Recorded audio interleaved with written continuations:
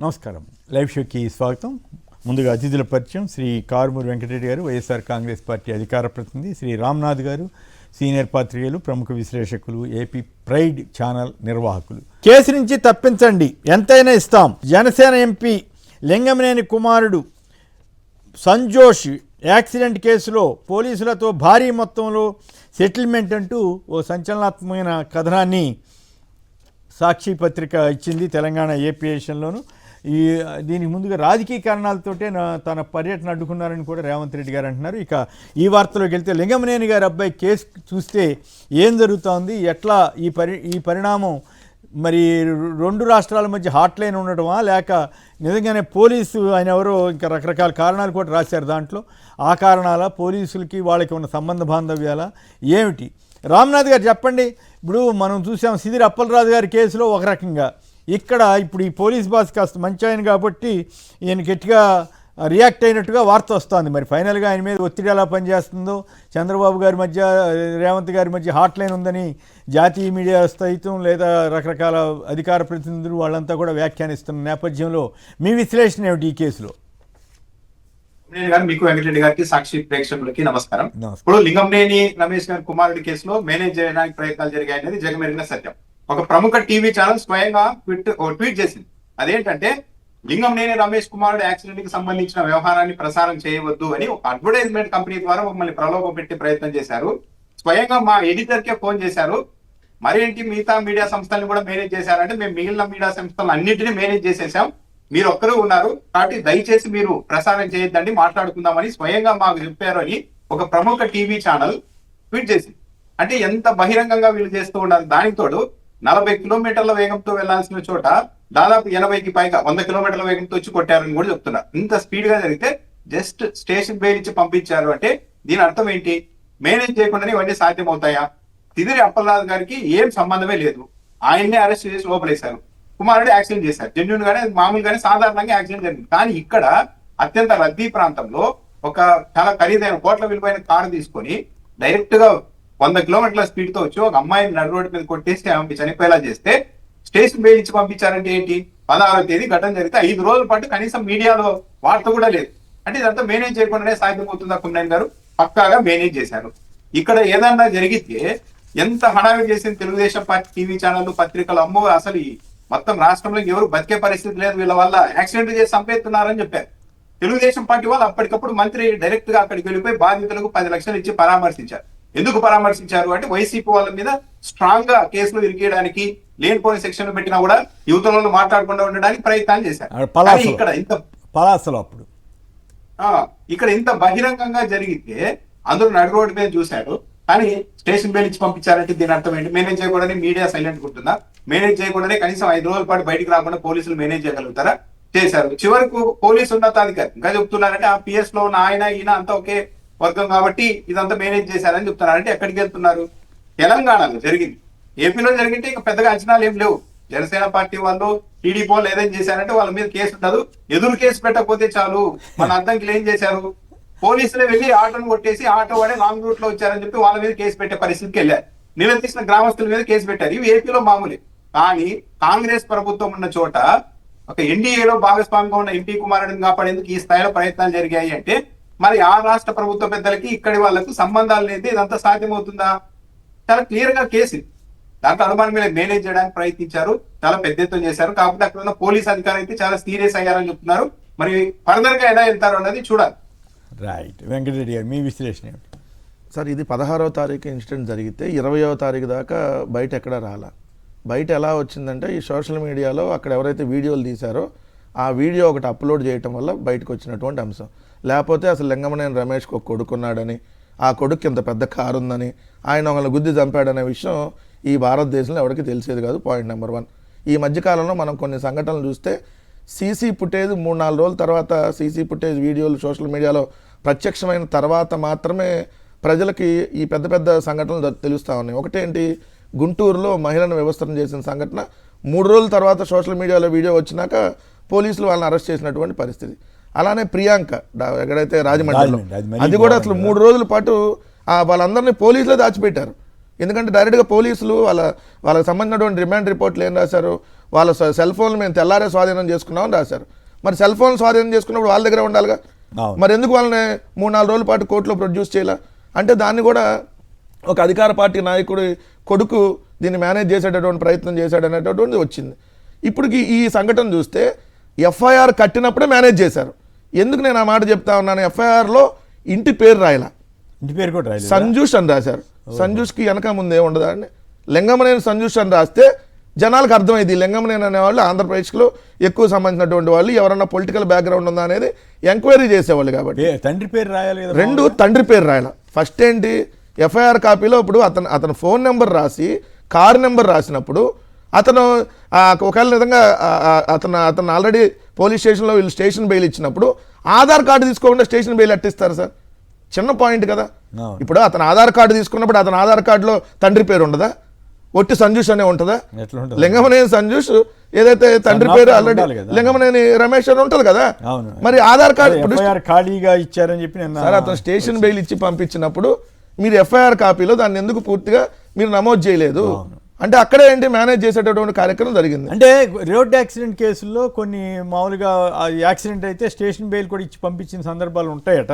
అయితే ఏంటంటే ఇక్కడ ఈ కేసు ఇట్లా కవరప్ చేసి హుషప్ చేశారనేది ఇప్పుడు బయటకు వచ్చినటువంటి విషయం. సార్ ఇప్పుడు ఇక్కడ తెలంగాణ ప్రభుత్వం ఆంధ్రప్రదేశ్ ప్రభుత్వం ఎలా చేస్తుంది అనే దానికి వాళ్ళకి అవసరమైనటువంటి మనుషులకైతే వాళ్ళు ఎంత పెద్ద నేరం చేసినా కూడా ఏదైతే స్టేషన్ బెయిల్ ఇచ్చి పంపించేస్తారు. లేదు వాళ్ళకి వ్యతిరేకంగా ఉన్నటువంటి మనుషులు ఎవరైనా ఉన్నారనుకోండి, అవతలాలకు వాళ్ళకి సంబంధం లేకపోయినా కూడా వాళ్ళ తండ్రిని కూడా తీసుకెళ్లి అరెస్ట్ చేస్తారు. మరి ఇప్పుడు ఈ కేసులో మేము లింగమనేని రమేష్ అరెస్ట్ చేయమని అంటలా, కానీ మరి ఇక్కడ మీరు చేసింది ఏంటి, ఇది తప్పు కదా అని అడుగుతారు. డ్రైవర్ని పెట్టారు. రెండోసారి ఇక్కడ ఒక మీడియా ఛానల్ అధిపతి దీనికి వెళ్ళి అందరు మీడియా వాళ్ళతో మాట్లాడాడని, మీరు ఎవరిని ప్రసారం చేయొద్దని చెప్పి ఈ ఇష్యూ వచ్చిన తర్వాత, ఎందుకంటే మీకు నేషనల్ మీడియాలో అర్నబ్ గోస్వామి ఇది ఆ వీడియో వచ్చిన తర్వాత మళ్ళీ తర్వాత ఆ వీడియో ఎక్కడ మళ్ళీ దాని మీద వాళ్ళు ఫాలో అప్ లేదు,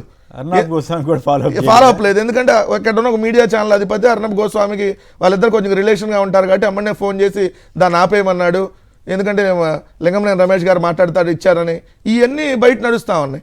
అంటే ఇక్కడ మీరు అన్న తెలంగాణ ప్రభుత్వం ఆంధ్రప్రదేశ్ రాష్ట్ర ప్రభుత్వం ఎలా కుమ్మక్కై నడుపుతా ఉందనడానికి ఇలాంటి సంఘటనలు నిదర్శించింది. ఒకటే కాదు, మన సాక్షాత్తు ఎంపీ డ్రగ్స్తో పట్టుబడ్డాడు. అదే కేసులో డ్రగ్స్తో పట్టుబడిన వాళ్ళు ఇప్పటి వరకు బెయిల్ రాలా వాళ్ళు, కొందరికైతే వచ్చినట్టు దానిలో మేజర్గా ఉన్నటువంటి వ్యక్తులకు బెయిల్ రాలా. కానీ ఈ రోజు అతనికి అసలు ఈ ఇష్యూతో సంబంధం లేదని చెప్పి అతను కూడా బయట పంపించేస్తే పార్లమెంట్కి వెళ్ళిపోయాడు తెల్లారే. సో ఎంత అద్భుతంగా వ్యవస్థలు ఉన్నాయో తెలుస్తూ ఉంది. రెండోది హాట్ లైన్ చర్చలు కాదు సార్, ఓపెన్ చర్చలే ఉన్నాయి. మీరు రాత్రి నిన్న మీకు ఆంధ్రజ్యోతిలో కొత్త పలుకుని ఒకటి రాస్తారు, దాంట్లో ఏం రాశాడు, చంద్రబాబు నాయుడు గారికి అదేవిధంగా రేవంత్ రెడ్డి గారికి పాత సాన్నిహిత్యం ఉండటం వల్ల, ఏదైతే ఆ పాత సాన్నిహిత్యం ఉండటం వల్ల వాళ్ళ బలం ఇంకా బలపడింది, వాళ్ళ బంధం ఇంకా బలపడిందని రాశారు. అంటే దానికి అర్థం ఏంటి, ఇక్కడేమో ఉన్నది బీజేపీ ఎన్డీఏ ప్రభుత్వం, ఇక్కడ ఉన్నదేమో దానికి వ్యతిరేకమైనటువంటి ఐఎన్డీఏ కూటమి కాంగ్రెస్ ప్రభుత్వం ఉంది. సో వీళ్ళిద్దరు ముఖ్యమంత్రులకు బంధం బాగా బలపడింది, వాళ్ళిద్దరు పాత ఇది కాబట్టి అని చెప్పి వాళ్ళే ఓపెన్ గా రాశారని దానికి అర్థం ఏంటి, ఇదొకటి. రెండోది, రేవంత్ రెడ్డి గారు అసెంబ్లీ సాక్షిగా చెప్పాడు ఏమని, రాయలసీమ ఎత్తిపోతల పథకాన్ని నేను చంద్రబాబు నాయుడు గారికి చెప్తే ఆపేశాడు నేను చెప్పా అని చెప్పి. ఇంకోటి కూడా, పులిచింతలకు సంబంధించి దిగువన ఇప్పుడు తెలంగాణ ప్రభుత్వం ఇంకొక లిఫ్ట్ ఇరిగేషన్ స్కీమ్ని స్టార్ట్ చేసింది. మరి దానికి ఆంధ్రప్రదేశ్ ప్రభుత్వం ఇప్పుడు వరకు కూడా ఎక్కడ నోరు మెదిపినటువంటి పరిస్థితి లేదు. మరి ఇవన్నీ చూస్తే దానికి అర్థాలు ఏంటి, ఇక్కడ రేవంత్ రెడ్డికి సర్కార్కి చంద్రబాబు నాయుడు సర్కారు వాళ్ళిద్దరూ కుమ్మక్కయ్యి రాష్ట్ర ప్రయోజనాలని లేదంటే ఏదన్నా ప్రజలకు సంబంధించిన అంశాలన్నింటినీ తెరమరుగు చేస్తున్నారు అనేది క్లియర్గా అర్థమైపోతుంది కదా. ఇప్పుడు ఈ కేసు కూడా అందులో భాగమే అయిపోయి సార్ 2 రోజులు. ఇప్పుడు ఏముంది, ఇప్పుడు ఎఫ్ఐఆర్ కట్టినప్పుడే దాన్ని చేశారు, 106 పెట్టారు. అంటే ఏం లేదు దానికి, అదేదో ర్యాష్ డ్రైవింగ్ వల్ల జరిగింది అనేదే, లేదంటే కల్పుల్ హోమ్ సైడ్ అని పెట్టాలి కదా, మరి అందరూ పెట్టినప్పుడు పెట్టాలి కదా, ఎందుకు పెట్టాలి అసలు సింపుల్ కుర్రాడి పేరే డీజీ గారే కదా పోలీస్ బాస్ అంటే, ఆయన సివి ఆనంద్ గారికి మంచి పేరే ఉంది. ఆయన ఏమిటి ఇట్లా చేశారని ఏదో అడిగారని సాక్షిలో రాసి, అది వాళ్ళు పట్టుకోవటం వల్లే వచ్చింది. నేడు పోలీసు విచారణ సమగ్ర నివేదిక, అది కూడా ఎప్పుడు వచ్చింది, ఎంబీఐ నివేదిక, అది కూడా ఎప్పుడు వచ్చింది, 16, 17, 18, 19, 20 5వ రోజు ఈ వీడియో బయటకు వచ్చి ఒక ఇంగ్లీష్ పేపర్లో ఈ ఆర్టికల్ వచ్చిన తర్వాత, ఈ న్యూస్ ఐటమ్ వచ్చిన తర్వాత అప్పుడు పోలీస్ బాగా సీరియస్ అయ్యారు. ఇది జరిగినటువంటి అసలు కథ. సో మరేమవుద్ది ఫైనల్గా? ఏం కాదు సార్, 2 రోజులు అయితే ఈ వార్తే ఉండదు. సో మనం నేను చూడలేదు, మనం రాసుకోవటమే, వాళ్ళ 2 ప్రభుత్వాలు వాళ్ళ చేతుల్లో ఉన్నాయి, వాళ్ళ ఎక్కువ పత్రికలు వాళ్ళ చేతుల్లో ఉన్నాయి, టీవీ ఛానల్ వాళ్ళ చేతుల్లో ఉన్నాయి. కాదు, నాకు ఆశ్చర్యం అండి, సిదిరి అప్పలరాజు గారి మీద ఇంకా అరెస్ట్ చేయలేదని రాసిన పెద్ద ఎల్లో మీడియా పత్రిక, నేను చాలా పెద్ద గొప్ప పత్రిక అనుకునే వాళ్ళు ఇక్కడ అసలు కుయ్యమంటలేదు. అంతే సార్, మన పాతపట్నం ఎమ్మెల్యేది అది కూడా వీడియో వచ్చింది కదా, వీడియో వచ్చింది డైరెక్ట్ గా ఎమ్మెల్యేనే వాళ్ళ కొడుకు యాక్సిడెంట్ చేస్తే బేరసారాలు కుదుర్చుకున్నది. సో మరి దాని మీద ఇప్పటి వరకు ఎక్కడ ఎందుకు మాట్లాడలే? రైట్. ఇక మరో అంశంలోకి వెళ్దాం.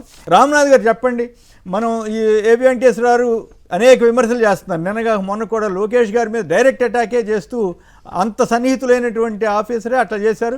అయినప్పుడు కూడా ఆ పదం వాడలేదు కాబట్టి సాక్షి వాళ్ళు జర్నలిజం ప్రమాణాలు పాటించి ఆ రకంగా చెప్పారు. నేను కూడా దాన్ని మళ్ళీ అదే వార్త చదివాను కాబట్టి మళ్ళీ చెప్పాను. ఇప్పుడు ఈ వచ్చిన సర్వే చూస్తే మీకేమనిపిస్తూ ఉంది? నిజంగానే మరి ముఖ్యమంత్రి కావాలనుకుంటున్న లోకేష్ గారు దీన్నైనా గమనిస్తారా, లేదా చంద్రబాబు గారు ఎక్కడైనా జాగ్రత్తగా పాలన చేస్తారా, లేదా ఒకవైపు ఏమో చెత్తను రాజకీయాల్లో చెత్తను తొలగిద్దామనేమో ఆయన సలహా చెప్తుంటారు, ఇంకోవైపు ఏమో కొలువులకు సిద్ధంగా అని 1,500,000 ఉద్యోగాలు ఇచ్చిన రోజున ఎల్లో మీడియా ఏమి రాసిందండి, అసలు ఉద్యోగాలు ఇవ్వట్లేదు అన్నట్టుగా రాసింది. ఇప్పుడు కొలువులకు సిద్ధం కండి అంటే డైవర్షన్ కింద వస్తుందా? అన్ని పడులను చంద్రన్న పాలనలో తీర్చిదిద్దుతా ఉన్నారు. ప్యాలెస్లో కూర్చోవడం కాదు, బయటికి రా, 5వసారి సవాల్ చేస్తున్నారంట. ఓ పక్కేమో ఓపెన్గా ఆయన అన్నీ చెప్పిన తర్వాత వాడి సమాధానం ఇవ్వకుండా మళ్ళీసారి కొట్టు అన్నట్టుగా, మళ్ళీసారి మాట్లాడుకుందాం రా అన్నట్టుగా ఈయన సవాల్ విసురుతున్నారంట. అయితే సిపిఎం వాళ్ళు మాత్రం నిరుద్యోగులకు నిరాశ మిగిల్చిన జాబ్ క్యాలెండర్ అని వాళ్ళు కథనాన్ని ఇచ్చారు. సో నిజంగా ఈ సర్వే ఎఫెక్ట్, ఈ సర్వే అయితే ఒకటి వీటన్నిటికీ ఒక షరా ఉంటుంది అనుకోండి, ఆ షరా మీరే చెప్తారు. సో ఓవరాల్గా దీని మీద మీ విశ్లేషణ ఏమిటి? కొమ్మినేని గారు, తొలుత నారా లోకేష్ గారు బయటికి రండి, జగన్మోహన్ రెడ్డి ఇంట్లో ఉండడం కాదా అన్నారు. జగన్మోహన్ రెడ్డి గారు ప్రతి నెల బయట తిరుగుతూనే ఉన్నారు. అందరూ ఏది పొగాకు రైతులు, మామిడి రైతులు, ఇంకా ఆక్వా రైతులు అందరి తరఫున వెళ్తున్నారు. ఎవరైనా బాధ్యతలు ఉంటే ప్రభుత్వం తరఫున వాళ్ళని వెళ్ళి పరామర్శిస్తూ ఉన్నారు. కానీ 5 ఏళ్ళు చంద్రబాబు నాయుడు గారు, నారా లోకేష్ గారు వైసీపీ అధికారంలో ఉన్నప్పుడు ఎప్పుడైనా సరే ఒక్క రైతు కోసం ఒక్క పర్యటన చేశారా? చేయలేదు. కానీ ఈ రోజు ఇంకా జగన్మోహన్ రెడ్డి నువ్వు బయటికి రా అంటారు. బయటకు వస్తే మాత్రం అరాచకం అని వీళ్ళే మాట్లాడు. 2 వీళ్ళు ఎంతవరకు వెళ్ళిపోయారంటే 10,000 ఉద్యోగాలు ఇస్తూ ఏది ఈనాడు ఆంధ్రజ్యోతిలో మొదటి పేజీలోనే రాసేసుకున్నారు. 10,000 ఉద్యోగాలు, అది కూడా ఏది 4 విడతల్లో ఇస్తారంట. దానికి ఇంకా మీరంతా కొలువు రెడీ రాండి అంటున్నారు. ఎందుకు అంటున్నారు అంటే ఈ డిఎస్సి మీద పెద్ద ఎత్తున చర్చ నడుస్తూ ఉండడంతో వాళ్ళందరినీ, నిరుద్యోగులందరూ ఒకవైపు ఎంగేజ్ చేయడానికి ఈ పని మొదలు పెట్టారు చంద్రబాబు నాయుడు గారు, నారా లోకేష్ గారు అన్నది చాలా క్లియర్ గానీ ఇక్కడ అర్థమవుతుంది. సర్వే చూస్తే చంద్రబాబు నాయుడు గారు లీడర్ గా కూడా ఫెయిల్ అయిపోయారు. చంద్రబాబు నాయుడు గారు మంచిగా ఉన్నారు, ఎమ్మెల్యేల మీదే వ్యతిరేకత ఉంది అని ఇంతకాలం చెబుతూ వచ్చారు తెలుగుదేశం పార్టీలో. దీంట్లో చూస్తే ముఖ్యమంత్రిగా మీరు ఎవరిని ఎంపిక చేసుకుంటారంటే 44% మంది జగన్మోహన్ రెడ్డి పేరు చూస్తే 32% మంది మాత్రమే చంద్రబాబు పేరు చూస్తారు. లోకేష్ గారు 5. అంటే దీన్ని బట్టి ఏంది, జగన్మోహన్ రెడ్డి వర్సెస్ చంద్రబాబు నాయుడు ఎవరు మంచి ముఖ్యమంత్రి అంటే 12% గ్యాప్ ఉంది. అంటే ఇక్కడ చంద్రబాబు నాయుడు గారు కూడా లీడర్ గా ఫెయిల్ అయిపోయారు అన్నది పబ్లిక్ గుర్తిస్తూ ఉన్నారు. వితౌట్ చంద్రబాబు నాయుడు గారు నారా లోకేష్ గారు ఏంటి అన్నది కూడా దీంట్లో అర్థమైపోతుంది. 5% మంది నారా లోకేష్ గారిని కోరుకుంటున్నారు. తెలుగుదేశం పార్టీ కార్యకర్తలే ఉంటారు వీళ్ళు కూడా. ఎందుకంటే ఈవెన్ తెలుగుదేశం పార్టీ సీనియర్ నాయకులకు కూడా తెలుసు నారా లోకేష్ చేతిలో ఇంకా పూర్తిగా పార్టీ పోకముందే ఇంత జరిగిపోతుంది నష్టము. ఒకవేళ ఆయన చేతుల్లోకి వెళ్తే ఏంటి పరిస్థితి అన్న ఆందోళన ఉంది. ఈ సర్వేల ద్వారా కూడా దాన్ని మనం పరోక్షంగా అర్థం చేసుకోవచ్చు. అన్నింటికి మించి తెలుగుదేశం పార్టీకి దిగ్భ్రాంతి కలిగించే అంశం ఏంటంటే 2019లో కూడా 39% ఓట్ల వరకు తెచ్చుకున్నారు. సింగిల్ గా పోటీ చేసి 23 స్థానాలు పడిపోయినా. ఇప్పుడు ఒకవేళ కూటమి విచ్ఛిన్నమై సింగిల్ గా పోటీ చేస్తే తెలుగుదేశం పార్టీకి 36% ఓటింగ్ మాత్రమే ఉంటుందని ఈ సర్వే చెప్తుంది. దీన్ని నమ్మాలా వద్దా అన్న కొంత సందేహం అయితే ఉంటుంది. కానీ ఇక్కడ గమనిస్తే ఏంటంటే ఈ 2.5 ఏళ్లలో చంద్రబాబు నాయుడు గారి పాలన సాగినంత దారుణంగా గతంలో చంద్రబాబు నాయుడు గారు ముఖ్యమంత్రిగా ఉన్న సమయంలో కూడా ఇంత దారుణంగా లేదు.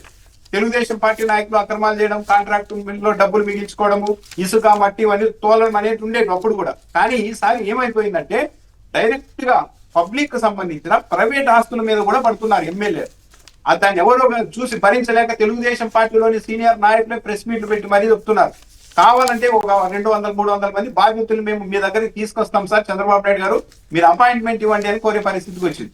ఇసుక, మట్టి, లిక్కర్ ప్రతిదీ వేసేస్తూ ఉన్నారు. చివరికి ప్రైవేట్ ఆస్తులు రిజిస్ట్రేషన్ కావాలన్నా ఎమ్మెల్యే దగ్గర పర్మిషన్. ఏ పోలీస్ స్టేషన్ కైనా ఒక బాధితుడు సామాన్యుడు వెళ్ళి సార్ నాకు అన్యాయం జరిగింది కేసు నమోదు చేయాలంటే చేస్తున్నారా?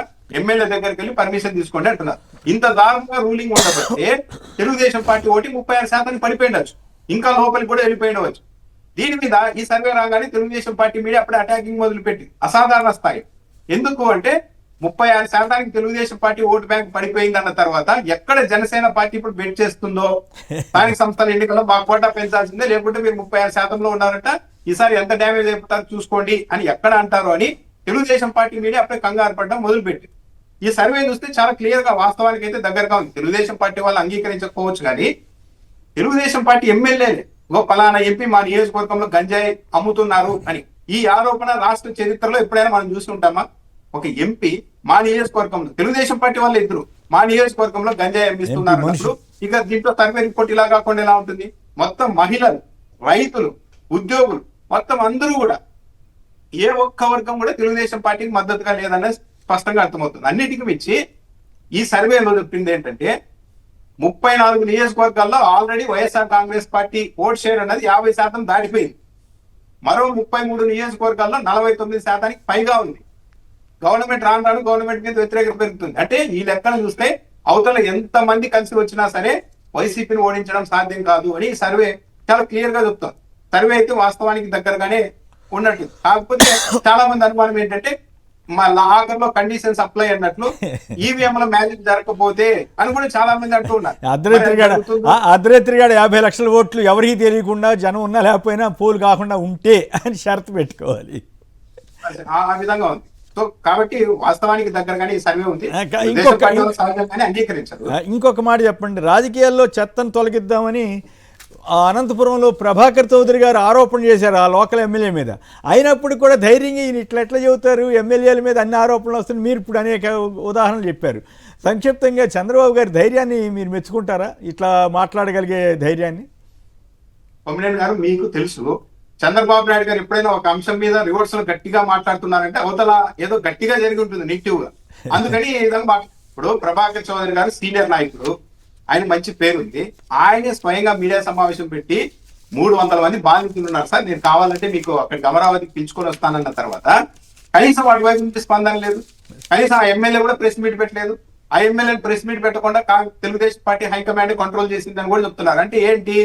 ఆరోపణలు చేసే వాళ్ళు చేస్తుంటారు, వాళ్ళే 4 రోజులు అడిచి వదిలిపెట్టి వెళ్ళిపోతారు. మనం కూడా రియాక్ట్ అయితే దాని మీద ఒక డిబేట్ నడుస్తుంది, ఇంకా పెద్ద డ్యామేజ్ అవుతుంది. కాబట్టి సైలెంట్ గా మీ పని మీరు చేసుకోండి అని చెప్తున్నారు చంద్రబాబు నాయుడు గారు.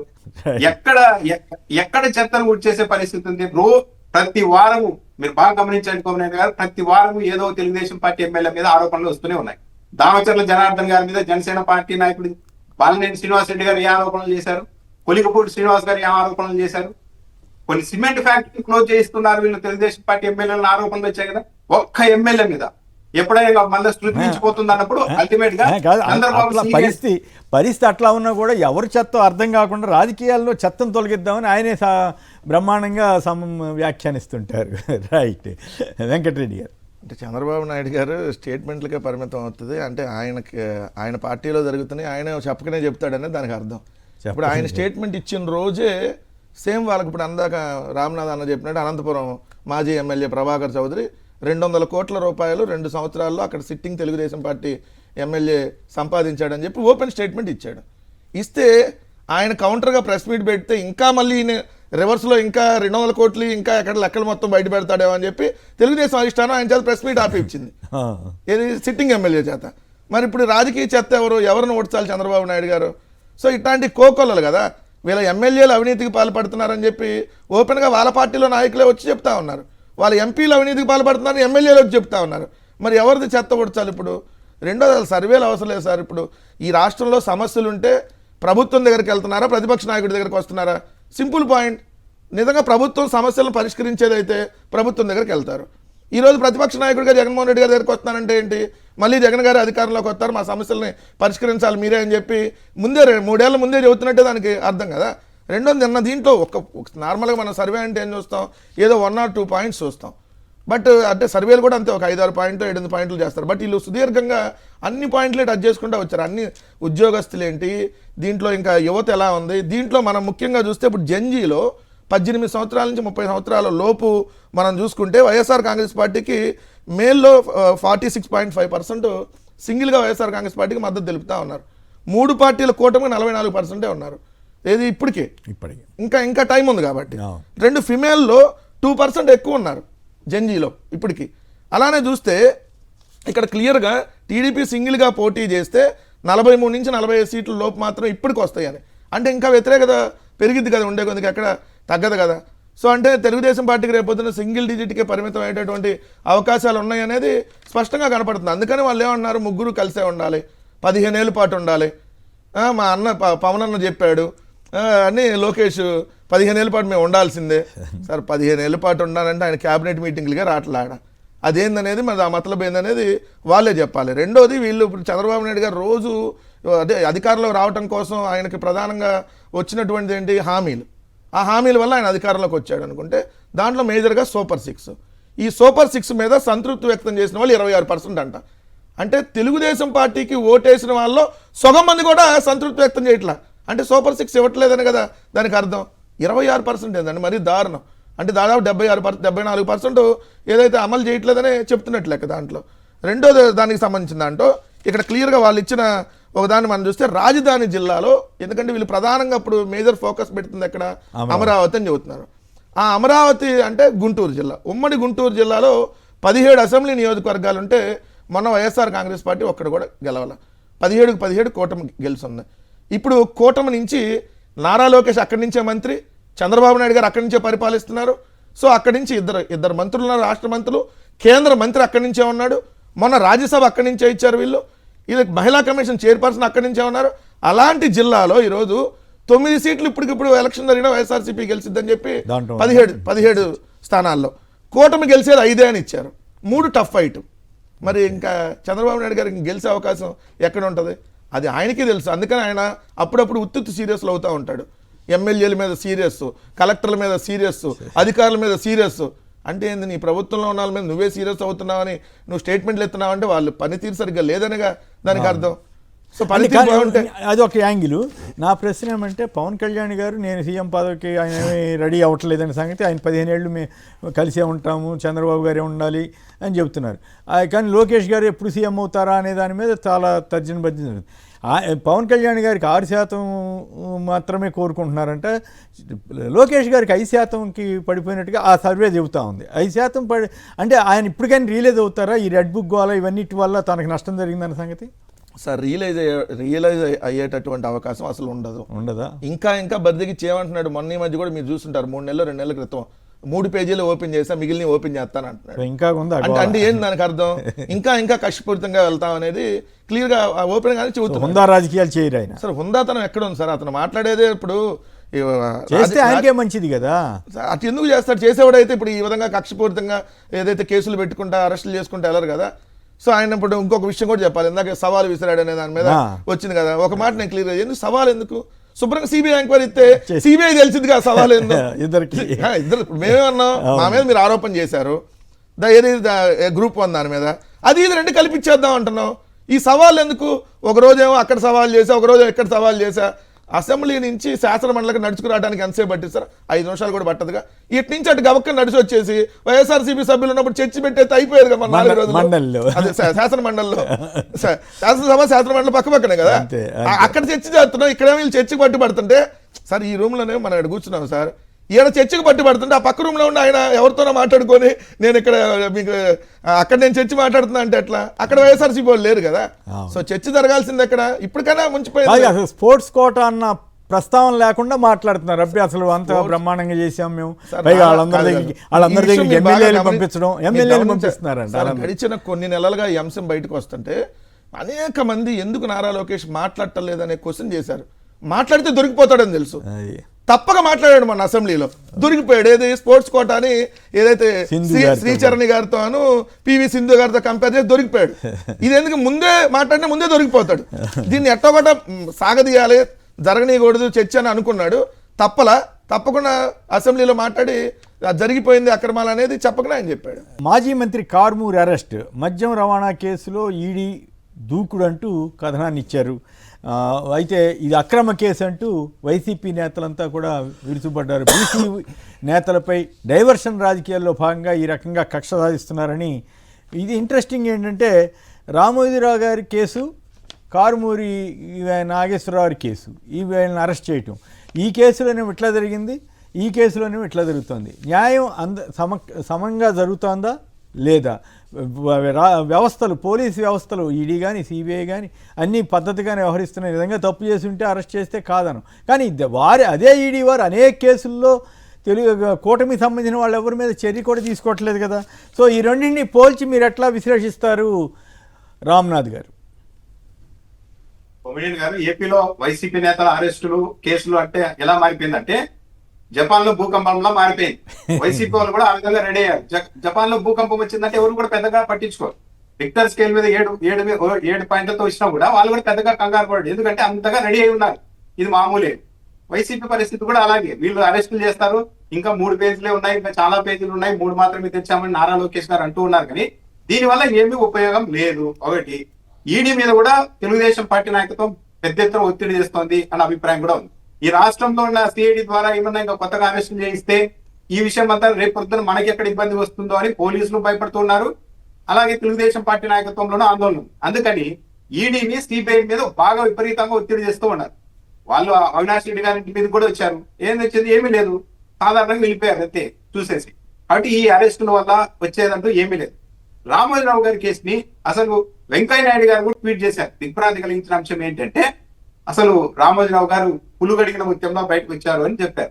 అసలు ఇది క్లియర్ కేసు. చాలా సింపుల్ గా చెప్పాలంటే రామోజీరావు గారు స్థాపించిన మార్గదర్శి ఫైనాన్షియర్స్ అనేది ఒక హెచ్యూ కంపెనీ, అంటే ఒక కుటుంబ సభ్యులు పెట్టుకున్న ఒక కంపెనీ లాంటిది. ఇలాంటి కంపెనీలు ఎక్కడా కూడా ప్రజల నుండి డిపాజిట్ వసూలు చేయకూడదని 1997లోనే కేంద్ర ప్రభుత్వం చట్ట సవరణ చేసింది. ఆ రోజు నుండి ఎవరు చేయడం లేదు. కానీ 2006 వరకు రామోజీరావు గారు అదే పని మీద ఎలాంటి అనుమతులు తీసుకోకుండా, ఇన్కార్పొరేట్ కాకుండానే హెచ్యుఎఫ్ ద్వారానే 2600 కోట్ల రూపాయలు డిపాజిట్లు వసూలు చేశారు. దీని మీదే ఉండవల్లి అరుణ్ కుమార్ గారు కోర్టుకు వెళ్తే ఆర్బీఐ మొన్నటి వరకు చెప్పింది, అవును క్లియర్ గా ఉల్లంఘించారు, ఈ మార్గదర్శిలో క్లియర్ గా ఉల్లంఘించారు, 45S అన్నది ఉల్లంఘనకు గురైంది, ఇది నేరమే అని వాళ్ళు చెబుతూ వచ్చారు. తెలంగాణలో హైకోర్టు పిలిచిన రోజు హఠాత్తుగా ముందు రోజు కొట్టేయించుకున్నారు. ఏడాది తర్వాత వరకు బయటకు రాలేదు. ఇదంతా న్యాయబద్ధంగా చట్టబద్ధంగా ఉంటే పిటిషనర్ వేసిన వ్యక్తికైనా ఒక సమాచారం ఇవ్వాలి కదా, ఇప్పుడు కేసు కొట్టివేస్తున్నామని. ఏడాది వరకు ఉండవల్లి అరుణ్ కుమార్ గారికి కూడా దొరకలేదు. అప్పుడు పేపర్లో కూడా రాసుకోలేదు కదా, మామూలుగా అయితే అప్పుడే రాసి ఉండాలి కదా, రాసినట్లేరు. బహుశా రాస్తే తెలిసేదిగా ఉండవల్లి గారికి. అక్కడ ఉన్న ఇంకో కోర్టులో ఉన్న వ్యక్తి ఏడాది తర్వాత చెప్పారంటే ఇంకా మీరెందుకు తిరుగుతున్నారు, ఆల్రెడీ కేసు కొట్టేశారు మీకు తెలుసా అంటే ఆయన దిగ్భ్రాంతి గురై సుప్రీంకోర్టుకు వెళ్ళారు. సుప్రీంకోర్టులో కూడా మొన్నటి వరకు ఆర్బీఐ ఏం చెప్పింది, ఉల్లంఘనే, ఇది నేరమే అని చెప్పింది. మొన్న విచారణ సందర్భంగా ఆఖరిలో ఉండవల్లి అరుణ్ కుమార్ గారు వెళ్ళలేదు. నేను వెళ్ళి ఉంటే న్యాయమూర్తులు వేడుకునేవాడిని, కానీ నా తరఫున న్యాయవాది వెళ్ళారు. ఇక సుప్రీంకోర్టు న్యాయమూర్తులు అంత గట్టిగా మాట్లాడేసరికి ఏ న్యాయవాది అయినా సరే అక్కడ మనుగడ సాధించాలి కాబట్టి మౌనంగా ఉంటారు. అదే విధంగా మౌనంగా ఉండిపోయారు. వాదనలు వినిపిస్తున్న సమయంలో మీరు ఇంకా ఎక్కువ వాదనలు వినిపిస్తే మీ మీదే మాకు అనుమానం వస్తుంది అని సుప్రీంకోర్టు న్యాయమూర్తులే అన్న తర్వాత ఇంకెవరైనా ఏం చేయగలుగుతారు? క్లీన్ చిట్ ఇచ్చారు, ముత్యంలో బయటకు వచ్చారని చెప్తాను. సుప్రీంకోర్టు కూడా ఆర్బీఐ చట్టాన్ని ఈయన ఉల్లంఘించారా లేదా అన్నది చెప్పలేదు కూడా. జస్ట్ కేసు కొట్టేశారు అంతే. న్యాయం గెలిచింది అంటున్నారు. గెలిచేదంతా న్యాయం కూడా కాదు, ఆ విషయాన్ని కూడా గుర్తుపెట్టుకోవాలి. ఇది సింపుల్ కేసు. హెచ్యుఎఫ్ ద్వారా డిపాజిట్ సేకరించడం ఆర్బీఐ నిబంధనలకు విరుద్ధం. అలా చేస్తే 2 ఏళ్ల జైలు శిక్ష, డబుల్ పెనాల్టీ, అంటే 5200 కోట్ల రూపాయలు పెనాల్టీ కట్టాలి. క్లియర్ గా కేసు ఆ రోజు ఎస్టాబ్లిష్ అయిపోయింది, తెలిసిపోయింది. కాబట్టి తాను చేసింది నేరం అని తెలుసు కాబట్టి వెంటనే మొత్తం డిపాజిట్లని వెనక్కి ఇచ్చేసి ఆ తర్వాత మార్గదర్శి ఫైనాన్షియర్ ని రామోజీరావు క్లోజ్ చేసేసారు. అంత పక్కాగా చట్టబద్ధంగా జరిగింటే ఎందుకు క్లోజ్ చేస్తారు? దీన్ని బట్టి చాలా సింపుల్ గా అర్థమైపోయింది. సరే కేసు కొట్టేశారు, ఎలా కొట్టేశారు ఏంటి, పైగా సుప్రీంకోర్టు కొట్టివేసింది కాబట్టి న్యాయమూర్తుల్ని కోర్టుల్ని మనం ప్రశ్నించలేము. కానీ పబ్లిక్ అర్థమవుతోంది ఇదంతా ఎందుకు జరుగుతోంది, ఎలా జరుగుతోంది.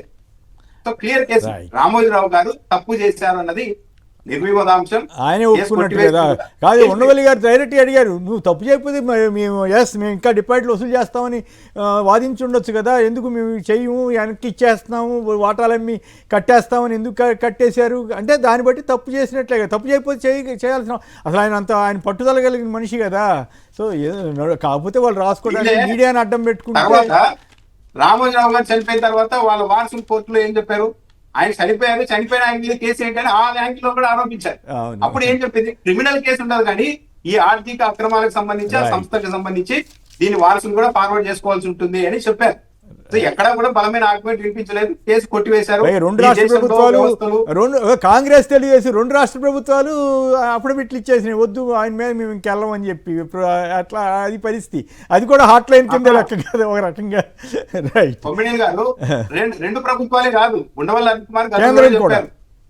ఎల్కే అద్వానీ గారు కూడా నన్ను పిలిచి నీకు రామోజీరావుతో కూడా వెళ్తూ మానేసే అన్నారు. సోమనాథ్ చటర్జీ ఏది కమ్యూనిస్టు నాయకుడు కూడా నన్ను పిలిచి ఎందుకయ్యా వాళ్ళతో అన్నారంటే వీళ్ళు ఏ ఏ పార్టీలో ఏ స్థాయిలో కూరుకుపోయి ఏ స్థాయిలో వాళ్ళు బాగా వేశారని. రైట్.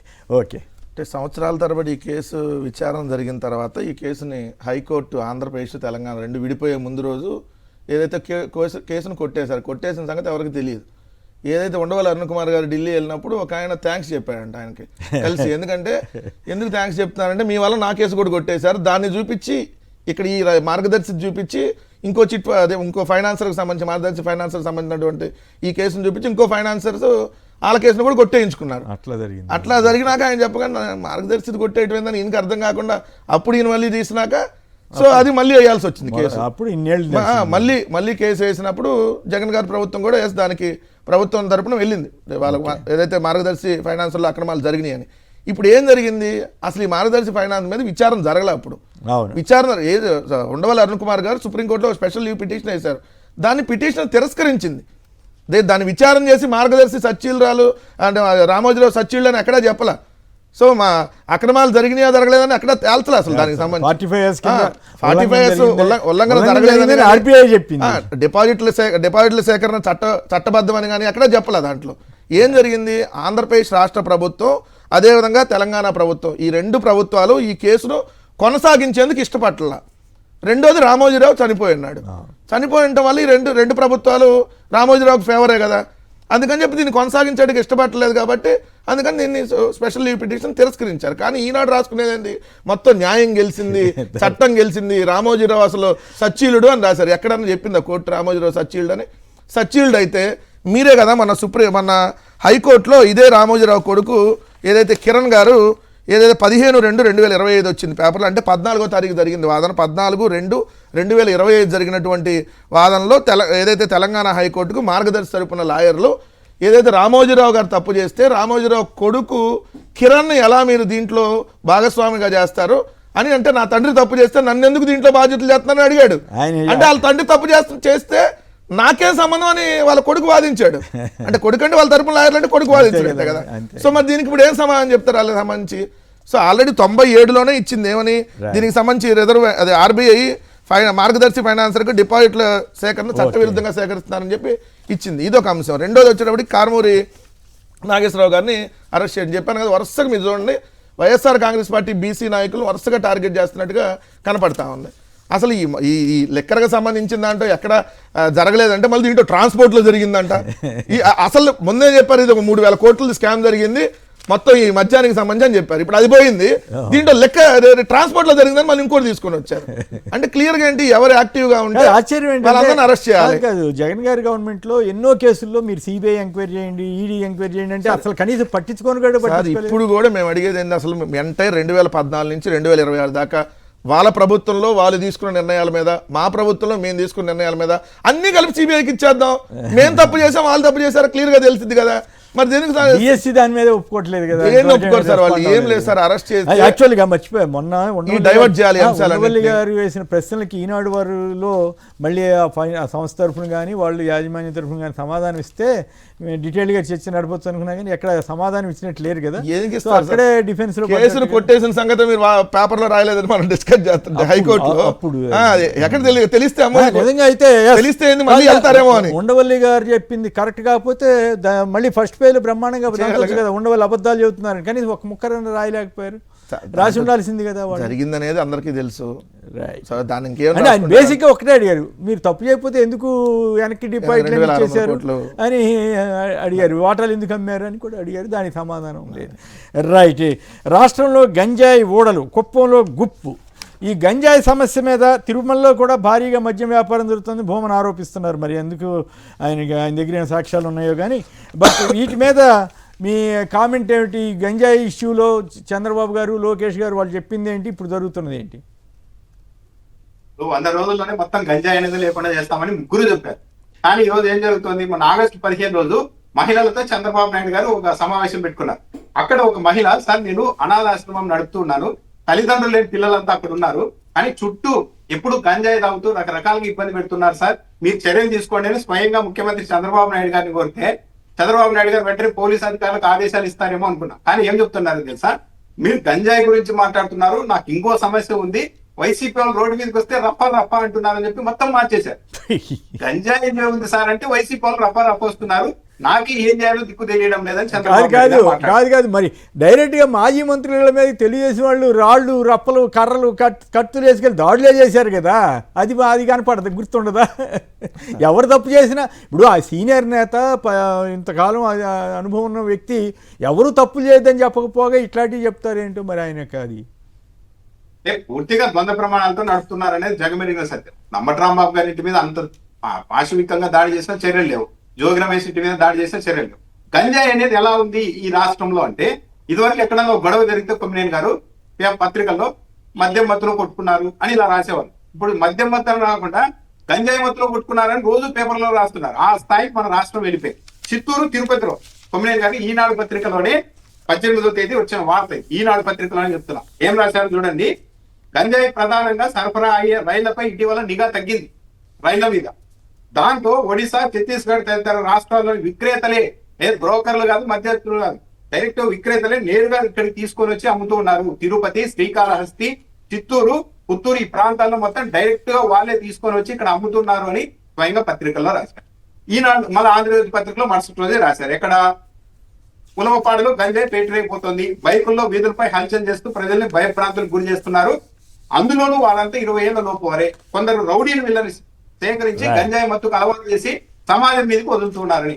ఇంత దారుణంగా పరిస్థితి తయారైపోతే ఈ రోజు రాష్ట్రంలో రాత్రి 8-9 దాటిన తర్వాత అమెరికాలో బయటకు వెళ్ళరు అని తెలుసుకుంటారు. కానీ ఈ రోజు ఏపీలో ఆ పరిస్థితి ఉంది. రాత్రి 8-9 దాటిన తర్వాత ఎవరు కూడా అనవసరంగా రోడ్ల మీదకి వెళ్ళడానికి కూడా భయపడుతున్నారు, మరీ అత్యవసరం అయితే తప్పి. ఎందుకంటే మొత్తం ఇవే బ్యాచ్ రోడ్ల మీద విచ్చలవిడిగా తిరగడం, చివరకు ముఖ్యమంత్రి ఏం చేయాలో నాకు తెలియడం లేదు అని చేతులు ఎత్తేస్తే స్వయంగా ఒక తెలుగుదేశం పార్టీ ఎమ్మెల్యే ఫలానా మా ఎంపీ మా నియోజకవర్గంలో భద్రాచలం నుంచి గంజాయి అమ్మే వాళ్ళని తీసుకొని వచ్చి బెదిరించి మరి ఇక్కడ గంజాయి అమ్మిస్తూ ఉన్నారంటే ఒక్క చర్య లేదు, ఒక్క ఇది లేదు. పైగా మొన్న ఏం చెప్పారు, పోలీస్ వాహనంలో గంజాయి దొరికితే అది లేదు, మేము చేంజ్ చేస్తూ ఉంటే ఒక బైకర్ పారిపోతే ఆ గంజాయి తీసుకొని వచ్చి చేంజ్ చేశారని డిఎస్పీ చెప్పారు. కానీ ఈ రోజు ఏం చేశారు, ఒక ఎస్ఐని బీఆర్ కి పంపించారు, ఇంకో ఎస్ఐ సిఐకి ఛార్జ్ మెమో ఇచ్చారు, ఈ కథ చెప్పిన డిఎస్పీకి మెమో ఇచ్చారు. మరి తప్పు చేయకపోతే వాళ్ళు వీరోచితంగా పోరాడి ఒక నేరస్తుని చేంజ్ చేసి గంజాయి పట్టుకొని ఉంటే మెమోలు ఎందుకు ఇచ్చారు, ఛార్జ్ మెమోలు ఎందుకు ఇచ్చారు, బీఆర్కి ఎందుకు పంపించారు అంటే ఈడే క్లియర్ గా అర్థమైపోతుంది పోలీసులు కూడా ఈ పని చేయడం మొదలు పెట్టారు అని. తెలుగుదేశం పార్టీ కూటమి ప్రభుత్వం వచ్చిన తర్వాత పోలీస్ వ్యవస్థ ఈ దారిలో పెట్టి తెలుగుదేశం పార్టీ నాయకులతో కలిసి దందాలు చేసుకోవడం. ఒక ఎమ్మెల్యే చెప్తున్నారు, మన బాలినేని శ్రీనివాస్ రెడ్డి చెప్పారు కదా, ఒక సిఐని ఎస్పీ విఆర్ కు పంపిస్తే అతను చెప్పిపోయాడంట, చూస్తూ ఉండండి వారంలో నేను ఇక్కడికి వస్తాను, ఎందుకంటే ఇక్కడ ఎమ్మెల్యే చాలా భూదండాలు ఉన్నాయి, అవన్నీ సెటిల్ చేయాలంటే నా ఒక్కడి వల్లే సాధ్యమవుతుంది, ఆ ఎమ్మెల్యే తెచ్చుకుంటారు చూడండి అని చెప్పి వెళ్తే మళ్ళీ 3 రోజులు మళ్ళీ అదే పోలీస్ స్టేషన్ కి వచ్చారని బాలినేని శ్రీనివాస్ రెడ్డి గారు చెప్తున్నారంటే, ఇక ఇలాంటి వ్యవస్థని ఇలా దారి తప్పించిన తర్వాత ఇంకా గంజాయి మూకలు ఇవన్నీ పోగా ఇంకేం జరుగుతుంది కొమ్మినేని గారు? రైట్, వెంకటరెడ్డి గారు. నార్మల్గా ఏంటంటే ప్రజలు ఎవరన్నా ఇట్లాంటి పాల్పడుతుంటే పోలీసులు అరెస్ట్ చేయాలి. మన వెరైటీగా ఏంటంటే పోలీసులే కారులో 5 కేజీలు గంజాయి వెళ్తుంటే ప్రజలు వాళ్ళని పట్టుకుంటే ఉల్టా వాళ్ళ మీద కేసు పెట్టారు. మా విధులకు ఆటంకాలు కలిగించారని చెప్పి, ఏదైతే కారును మాకు అడ్డగించారని చెప్పి వాళ్ళ మీద ఉల్టా ఎఫ్ఐఆర్ అయ్యింది. సో ఎంతమంది మీద ఏందనేది ఇంకా పూర్తిగా పిలుస్తారు, ఎందుకంటే కొద్దిగా ఈ వాడి వేడి తగ్గినాక అందరిని పిలుస్తారు. ఛార్జ్ మెమో ఏదో ఇప్పుడు బయట బాగా చర్చనీయాంశం అవుతుంది కాబట్టి ఇచ్చారు. సో వీఆర్ కాదు కదా చేయాల్సిన వాళ్ళు, సస్పెండ్ చేసి వేయాలి. వీఆర్ అంటే దానికి అర్థం దానికని సింపుల్. దానికి సంబంధించి రెండోది, ఇప్పుడు ఆ పార్టీకి ఎవరెవరు వెళ్ళారు, ఆడ గంజాయి తీసుకున్నారా లేదా, దాని మీద ఏమైనా ఎంక్వైరీ చేశారా, లేదు కదా, లేదా 5 కేజీలు గంజాయి ఎక్కడి నుంచి వచ్చింది అతనికి, సో ఇవన్నీ ఎందుకు ఎంక్వైరీ చేయాలి. రెండోది, గంజాయి డోర్ డెలివరీ అవుతుంది ఆంధ్రప్రదేశ్ రాష్ట్రంలో. నేను చెప్పడం కదా సార్, తిరుపతిలో పట్టుకున్నారు ఆల్రెడీ. ఇది 2024 వీళ్ళు అధికారంలోకి వచ్చిన తర్వాత చూస్తే సెప్టెంబర్ 12 గంజాయి డోర్ డెలివరీ చేస్తున్న స్విగ్గీ బాయ్ అరెస్ట్ చేసిన తిరుపతి ఈస్ట్ పోలీసులు 22 కిలోల గంజాయి స్వాధీనం. 22 కిలోలు గంజాయిని అతని దగ్గర స్వాధీనం చేసుకున్నారు. అతను డోర్ డెలివరీ చేస్తున్నాడు. ఇంక ఈ రాష్ట్రంలో పరిస్థితి ఎలా ఉందంటానికి ఇది నిదర్శనం. 2 మొన్న ఆగస్టు 3వ తారీఖున ఈ వార్తని చాలా కవర్ చేయలేదు కానీ ఎవరు, అయ్యన్న పాత్రుడుగా చాలా కీలకమైన వ్యాఖ్యలు చేశాడు.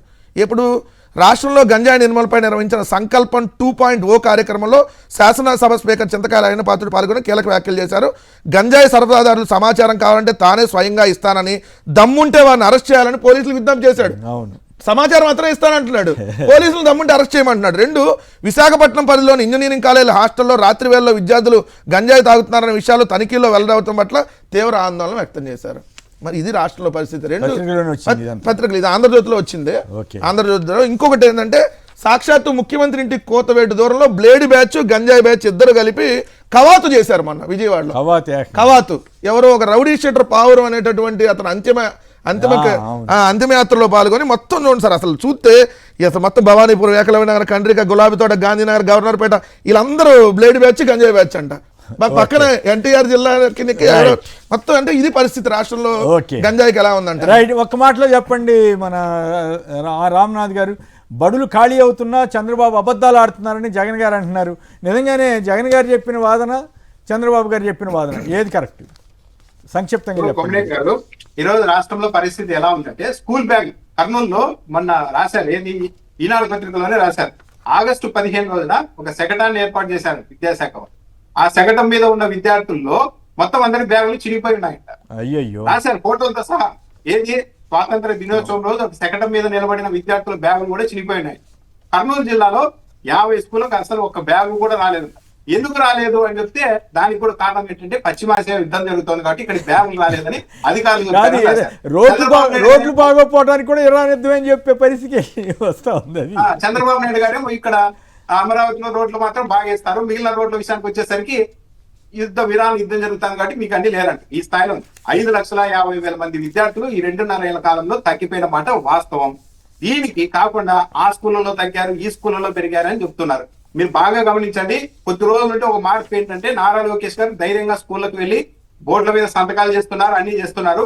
ఇంకొక ఏడాది పోయిన తర్వాత ఈ స్కూళ్ళని మేమే బాగు చేయించామని కూడా చెప్తారు. ఏది జగన్మోహన్ రెడ్డి గారి ఒక ఏడాది పోయిన తర్వాత చెప్తారు. ఆ స్థాయికి వెళ్ళిపోయారు. పూర్తిగా ప్రమాణాలు పడిపోయాయి స్కూళ్ళల్లో. రైట్. అమరావతిలో అతిపెద్ద భూదోపిడి అని యోగేంద్ర యాదవ్ గారు అంటున్నారు. ఇప్పుడు అది జాతీయ స్థాయికి తీసుకెళ్తామంటున్నారు.